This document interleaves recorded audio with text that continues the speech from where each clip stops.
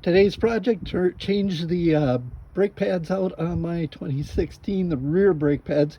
I got a video on me doing the front brake pads and rotors. The rotors actually weren't that bad when I took the front ones out, so I'm going to leave the rotors alone on this. I'm just going to redo the brake pads. I've got about 94,000 miles on this truck, and they're making noises, grinding. So the big thing on this is electronic parking brake. So you need to make sure you follow the directions. You push the accelerator to the floor. You hold the electronic parking brake button in the cab down, and then you hit the start button, which on mine it's not a key, it's the start button, and then you turn it off, and you wait for that. You got to get that deactivated light that comes up in the dash, and then you're good to go. If you don't get that, you can cause yourself some serious harm if you don't deactivate these rear electronic brakes before you start the procedure. And then, of course, you're going to want to do the opposite, reactivate it. There are some Google videos or YouTube videos out there on how to do that and directions. But so I took a picture of this so I know what it should look like when it's done. And right now I'm going to have to remove this screw, and then there's another screw here that holds this assembly. This assembly comes off.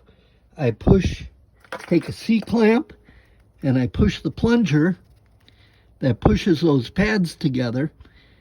I've got to push that all the way in. I take an old brake pad here, put it up against that, and crank it back in with the C-clamp.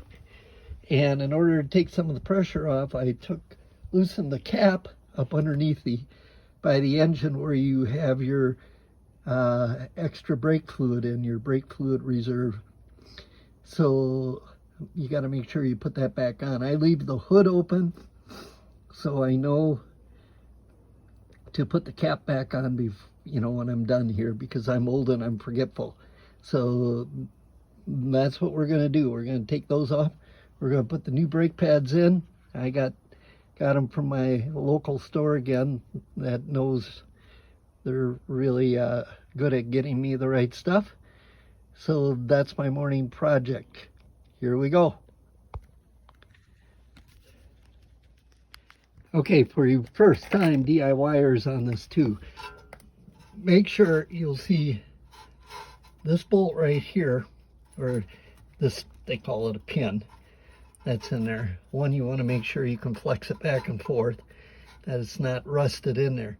But two, you got to push this in far enough to get your electronic brake clear of your rotor.